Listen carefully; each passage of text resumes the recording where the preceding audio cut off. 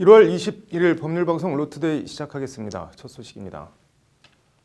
헌정 사상 초유의 전직 대법원장에 대한 피의자 구속영장 실질 심사가 모레 서울중앙지법에서 열립니다.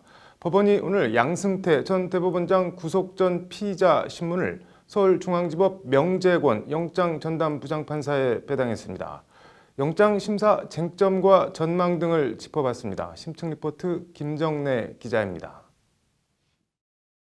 양승태 전 대법원장의 구속영장 실질 심사를 맡게 된 명재권 영장전담부장판사는 사법연수원 27기로 연수원 2기 양 전 대법원장보다 연수원 25기 후배입니다.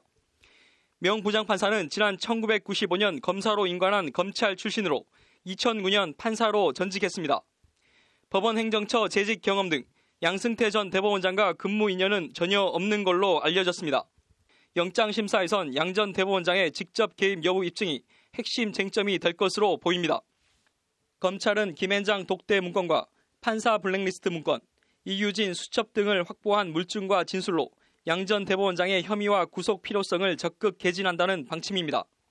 검찰 조사 과정에서 기억이 나지 않는다거나 아래 직원들이 한 일이라는 식으로 혐의를 부인한 양 전 대법원장도 영장실질심사에 직접 출석해 범죄가 성립하지 않는다는 취지로 적극 다툴 것으로 예상됩니다. 법원 안팎에선 양 전 대법원장이 혐의를 부인하고 있는 점이 오히려 양 전 대법원장의 발목을 잡을 수 있다는 가능성이 제기되고 있습니다. 일단 영장 발부 대상은 되는 게요. 이게 이제 사법농단이라는 범죄 중대성이 있고 또 그 전 대법원장이 그 사건을 부인하기 때문에 증거인멸 우려가 있는 것은 맞거든요. 반면 양 전 대법원장이 받는 가장 큰 혐의인 직권남용은 유무죄 성립 다툼의 여지가 큰 혐의인 만큼 반론권 보장 등을 위해 영장이 발부되지 않을 거라는 전망도 있습니다. 무죄 추정의 원칙이라든지 피의자의 방어권에 입각해서 도주의 염려가 없고 그리고 증거도 이미 수사를 통해서 충분히 확보되었다라고 하는 논리를 들어서 구속영장을 기각할 가능성이 많습니다. 구속영장이 다시 청구된 박병대 전 대법관에 대한 영장심사는 같은 날 허경호 부장판사 심리로 진행됩니다. 양 전 대법원장의 구속영장은 260쪽에 달할 정도로 방대한 데다 40여 개 혐의 각각에 대해 치열한 공방이 예상돼 영장 발부 여부는 모레 밤 늦게나 자정을 넘겨 결정될 것으로 예상됩니다. 법률방송 김정래입니다. 네, 숨쉬기가 불편할 정도의 미세먼지 문제, 오늘 국회에서 관련 토론회가 열렸다고 합니다. 로인사이드 이현무 기자 나와 있습니다. 이 기자, 오늘 국회에서 토론회가 열렸다고 하는데 어떤 토론회였나요? 네, 국회 산자위인 김삼아 바른미래당 의원과 기후변화센터 주최로 열린 미세먼지와 온실가스 저감을 위한 전기사업법 개정 방향 토론회였습니다. 네. 최근 통계청에서 발간한 2018 사회조사 결과에 따르면 국민 불안도가 가장 높은 문제 1위는 북핵도, 방사능도 아닌 다름 아닌 미세먼지였습니다. 네, 국민의 82.5%가 불안하다고 한 만큼 이제 미세먼지는 일반 국민들에게도 굉장히 체감도가 높은 사회적 문제라고 볼 수 있습니다. 더 담배보다 미세먼지가 더 치명적이라는 건데, 근데 미세먼지랑 전기사업법 이게 무슨 연관이 있는 건가요? 네, 이 미세먼지 문제는 중국에서 날라오는 국외적인 문제와 이제 국내에서 자체적으로 발생하는 국내 문제, 이렇게 두 가지 방향에서 볼 수 있는데요. 이제 국내 발생 미세먼지의 상당 부분이 발전소, 특히 화력발전소에서 발생한다고 합니다. 쉽게 말해서 전국의 60개의 석탄화력발전소에서 발생하는 오염물질이 전국의 900만 개의 경유차에서 발생하는 오염물질과 같거나 그보다 더 많다는 것입니다. 그래서 미세먼지 대책을 말하면서 화력발전 얘기를 빼놓고 이야기하는 것은 어불성설이라는 것이 오늘 토론회 참가자들의 주장입니다. 뭐 구체적으로 뭘 어떻게 하자는 건가요? 네, 일단 화력발전을 정책적으로 줄여나가야 한다는 것입니다. 그래서 방향을 크게 세 가지로 볼 수 있는데요. 신규 화력발전소의 건설 중단, 그리고 노후화된 발전소의 조기 폐쇄, 그리고 화력발전소 가동률 축소, 이렇게 크게 세 가지 축으로 볼 수 있는데요. 그래서 더불어 이런 탈석탄 정책을 실현하기 위해서는 법제도의 정비가 이루어져야 한다는 언급도 있었는데요. 단적인 예가 현재 석탄 화력 발전소가 이제 허가 기간이 따로 없어서 사업자가 자체적으로 폐쇄를 신청하지 않으면 정부가 발전소를 폐쇄할 법적 근거가 없다는 것입니다. 그래서 이런 법제도의 미비점을 정기사업법 개정 등을 통해서 정비한다는 것이 토론회 참가자들의 지적입니다. 뭐 문재인 대통령 대선 공약에 미세먼지 30% 저감도 있었던 것 같은데 오늘 토론에 귀담아 들을 부분이 있는 것 같네요. 잘 들었습니다. 네, 다음 소식입니다. 빙상계에서 심석희 선수 외에도 다른 성폭력이 있었다는 추가 폭로 주장이 오늘 나왔습니다. 젊은 빙상인 연대는 오늘 국회 정론관에서 기자회견을 열고 빙상계 대부 전명규 한체대 교수가 이런 내용들을 알고도 사건을 축소, 은폐해왔다고 주장했는데 전 교수는 즉각 반박 기자회견을 열었습니다. 장한지 기자가 기자회견 현장에 다녀왔습니다. 전명규 한국체대 교수가 빙상계 성폭력 사건을 알고도 이를 은폐해왔다는 폭로가 나왔습니다. 젊은 빙상인 연대와 무소속 손혜원 의원은 오늘 오전 국회 정론관에서 빙상계 성폭력 피해자 추가 폭로 기자회견을 열고 이같이 주장했습니다. 이들은 피해자의 증언 등을 통해 확인된 피해 사례는 심석희 선수를 포함해 현재까지 모두 6건이라며 한체대에 대한 고강도 감사와 체육계 성폭력 전수조사 등을 촉구했습니다. 그러면서 이들은 10대 때부터 한체대 빙상부 출신 코치로부터 지속적인 성폭력에 시달려오다 결국 스케이트화를 벗은 A씨의 사례를 언급하면서 관련 문자 등을 공개했습니다. 제가 그날 밤 무슨 일을 겪었는지 다 말씀드리고 싶다는 문자를 전 교수에 보냈는데 네가 빨리 벗어나길 바라 그것이 무선이야 하고는 별다른 조치를 취하지 않고 사건을 덮었다는 게 이들의 주장입니다.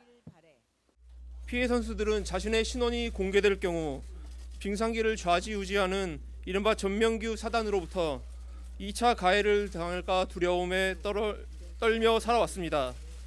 지금도 그 두려움은 여전합니다. 이 두려움은 도대체 누가 만들어낸 것입니까? 이에 전 교수는 오후에 반박 기자회견을 열고 국민들께 아픔을 드린 데 대해 고개 숙여 용서를 구한다면서도 성폭력과 관련해서는 알지 못했다고 은폐 의혹을 모두 부인했습니다. 전 교수는 그러면서 젊은 빙상인 연대의 폭로에 대해선 그 사람들이 진심으로 빙상 발전을 위해 활동하는 것인지 의구심이 든다. 그 단체가 어떤 구성으로 되어 있고 어떤 사람들인지 여러분들이 취재해 보셨으면 좋겠다는 가시돋친 반응을 보였습니다. 심석희 사태 이후 빙상계 성폭력이 침묵의 카르텔을 깨고 하나둘씩 실체가 드러날지 주목되는 가운데 구체적인 피해 사례가 드러난다면 2차 피해가 발생하지 않는 범위에서 엄밀한 조사가 이뤄져야 할 것으로 보입니다. 법률방송 장한지입니다. 네, 동물보호단체 케어 박소연 대표에 대한 고소 고발이 잇따르고 있습니다. 남승환 변호사의 시사법률입니다. 남 변호사님, 오늘도 뭐 고발이 더 나온 것 같은데 어떤 내용인가요? 네, 동물보호활동가 박희태 씨가 박소연 대표 그리고 동물관리국장 그다음에 수의사 B 씨 등을 마약류 관리에 관한 법률 위반, 동물보호법 위반 등의 혐의로 고발을 했습니다. 그래서 특가법상 사기, 동물보호법, 업무상 횡령 등으로 고발했습니다. 네, 이게 그저께죠. 박소연 대표 기자회견을 열었다고 하는데 어떤 내용이었나요? 네, 안락사를 한 것 자체는 인정을 하고 잘못했다고 합니다. 그러면서 다만 인도적인 안락사를 했다라는 말을 많이 강조를 했는데요. 도살당할 동물들을 구조해서 인도적으로 보내줬다, 안락사시켰다 이렇게 얘기하고 있습니다.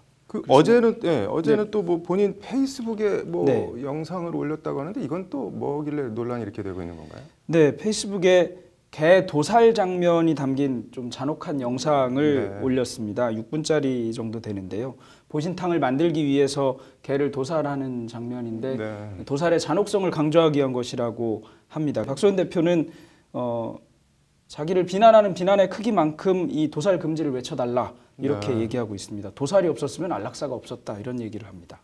이게 인도적인 안락사라고 아까 앞에서 말씀을 하셨는데, 그러니까 보신탕이 되기 위해서 잔혹하게 살해당할 동물들을 데려다가 안락사를 시켜줬다 이런 취지인 것 같은데 이게 법적으로는 근데 어떻게 되나요? 질병이 심하다거나 다른 데로 옮겨줄 가능성이 있다거나 입양도 도저히 안 되는데 질병도 심하다거나 이런 종류의 사유가 있는 경우에 한해서 수의사가 하도록 되어 있습니다. 그러니까 그냥 데려왔는데 네. 선별해서 뭐 안락사를 시키거나 이렇게 하는 것 자체는 이 동물보호법에서 정한 인도적 절차가 아닐 가능성이 더 높습니다. 네. 그러면은 처벌을 받는 건가요? 어떻게 되는 건가요?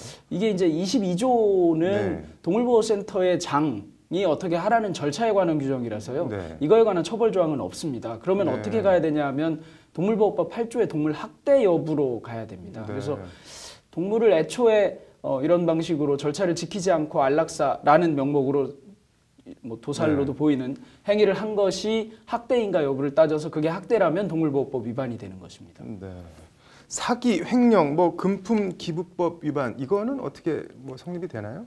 네, 사기 네. 이제 기부를 한 분들이 그런 목적으로 그 기부금품을 사용할 것이었다면 나는 기부하지 않았다. 네. 이렇게 된다면 이제 이게 편취당하거나 기망당한 것이 될 수 있고요. 네. 기부금품법 위반도 인정될 소지가 있을 것 같습니다. 네. 혹시 개 키우시나요? 네, 저는 개를 키우진 않는데요. 네. 네. 이번 사건 뭐 개인적으로는 어떻게 보세요? 그런데? 이게 박소연 대표가 이런 얘기를 할 때 저는 굉장히 끔찍했는데 네. 다른 데서 비참하게 죽어갈 동물들을 구조해서 쉽게 말해 그 결론대로라면 본인들이 좀 편하게 보내줬다 네. 이런 얘기 아닙니까? 그래서 뭐 100마리가 그냥 죽을 거를 자기들이 구조해서 그중에 80마리를 예를 들어 본인이 말하는 인도적 안락사로 처리하면 20마리는 네. 혜택이 가지 않았느냐 이런데 이게 이미 인권 쪽에서는 없어진 듯한 그 공리주의 논쟁을 보는 것 네. 같고요. 그 공리주의 논쟁의 큰 문제가 생명을 이렇게 가치를 매겨서 어떤 게 더 중요하고 어떤 게 더 중요하지 않다고 보는 것 아닙니까? 그런데 동물의 권리, 동물을 굉장히 그 동물의 권리를 보호해야 된다고 하는 분의 입에서 네. 어떤 동물은 보호받을 동물 또는 어떤 동물은 대신 희생해서 다른 동물을 더 보호해야 될 동물 이런 시각에 서서 보고 있다는 것 자체가 저는 굉장히 끔찍하다는 생각을 했습니다. 아무튼 뭐 이번 사건을 계기로든 뭐 어떻게든 좀 동물권이라는 게 좀 제대로 정립이 좀 됐으면 좋겠네요. 오늘 잘 들었습니다. 다음 소식입니다. 20대 초반 다방 여종업원을 흉기로 무참히 살해하고 시신을 마대자루에 담아 바다에 버린 혐의 등으로 1, 2심에서 무기징역을 선고받은 40대 남성에 대해 대법원이 오늘 살인 증거가 부족하다며 재판을 다시 하라고 사건을 부산고법으로 돌려보냈습니다. 판결로 보는 세상, 오늘은 일명 부산 마대자루 사체 살인사건 얘기해보겠습니다. 지난 2002년 5월 손발이 묶인 채 칼에 수십 차례 찔려 마대자루에 담긴 참혹한 시신이 부산 앞바다에서 발견됩니다. 피해자는 당시 다방 여종업원으로 일했던 22살의 A씨. 경찰은 당시 특수강도 전과가 있던 B씨를 유력한 용의자로 지목합니다. B씨가 사건 당시 A씨와 통화를 하고 만난 사실을 감추고 허위 진술을 했기 때문입니다. 사건은 그러나 살인의 유력한 동기와 물증을 찾지 못하고 미궁에 빠집니다. 미제로 묻힐 뻔한 이 사건은 2015년 살인죄 공소시효를 폐지하는 내용의 형사소송법 개정안, 이른바 태완이법이 시행되고 경찰 재수사와 시민 제보로 양모 씨가 검거되면서 반전을 맞습니다. 양 씨가 피해자 A씨 통장으로 296만 원을 인출한 CCTV 영상이 확보된 겁니다. 경찰은 양 씨와 당시 동거했던 여성으로부터 사건 무렵 물컹한 물건이 담긴 마대자루를 양 씨와 함께 차 트렁크로 옮겼다는 진술도 확보합니다. 경찰은 양 씨가 A씨 통장 비밀번호를 3번 만에 알아낸 점, 살인 공소시효 폐지 등을 검색한 점 등 다른 정황 증거들을 추가로 더 찾아냈고 양 씨는 강도 살인 혐의로 기소됩니다. 국민참여재판으로 열린 1심에선 살인의 직접 증거 없이 동거인 진술 등 정황 증거만으로 살인죄가 성립할 수 있는지가 쟁점이 됐습니다. 양 씨는 재판에서 가방을 주어 안에 든 통장을 이용해 돈을 인출했을 뿐 가방을 빼앗거나 살해하지는 않았다고 혐의를 부인했습니다. 1심 재판부는 배심원단 다수 의견을 채택해 무기징역을 선고합니다. 2심도 양 씨를 범인으로 볼 여러 유력한 간접 증거들을 함부로 배척할 수는 없다며 살인죄를 유죄로 판단하고 1심과 같이 무기징역을 선고합니다. 대법원은 그러나 오늘 제3자가 진범일 가능성이 있다며 무기징역을 선고한 원심을 깨고 재판을 다시 하라며 사건을 부산고법으로 돌려보냈습니다. 또한 양 씨가 아닌 제3자가 진범이라는 내용의 우편이 대법원에 접수돼 있으므로 그 부분에 대한 추가 심리가 필요하다는 것이 대법원 판단입니다. 합리적 의심의 여지가 없을 정도로 살인 범행이 증명됐다고 단정하기 어렵다는 게 대법원 판단인데, 대법원에 접수됐다는 제3자가 진범이라는 우편의 구체적 내용이 궁금합니다. 억울하게 죽은 피해자 입장에서도 살아 수사와 재판을 받은 사람들 입장에서도 단 1점의 의혹과 억울함 없이 추상 같은 신상 필벌이 세워지길 바라봅니다. 판결로 보는 세상이었습니다. 이어서 법조계 소식 전해드리겠습니다. 검찰이 손혜원 의원의 목포 문화재거리 무더기 매입 등 부동산 투기 의혹과 관련한 고소 고발 사건을 국회를 관할하는 서울 남부지검 형사 1부에 배당하고 수사에 착수했습니다. 손 의원은 의혹이 사실이라면 의원직은 물론 전 재산을 내놓겠다며 혐의를 부인하고 있습니다. 대검찰청 과거사 진상조사단 조사에 외압이 있었다는 용산 참사 유족들의 의혹 제기에 대해 청와대가 관련 내용을 법무부 과거사위에 전달했다고 밝혔습니다. 김의겸 청와대 대변인은 청와대 민정수석실은 처리 권한이 없다며 이같이 말했습니다. 법무부 산하 법률구조공단 소속 변호사들이 임기제 채용에 반발해 오는 25일부터 변호사 노조 최초로 파업에 돌입합니다. 공단 측은 변호사 노조 주장은 공단의 경영 정책에 부당하게 관여하려는 것이라는 입장문을 내고 추후 대응 방안 등을 논의한 방침입니다. 한국 사회 혐오와 차별 문제 해소를 위한 국회 토론회가 오늘 열렸습니다. 민주당 주최로 열린 오늘 토론회에선 만연한 차별과 혐오 현상과 원인 진단 등에 대한 토론이 이어졌고, 민주당은 앞으로 청년과 여성, 장애인 등 분야별 토론회를 5차례에 걸쳐 더 이어갈 예정입니다.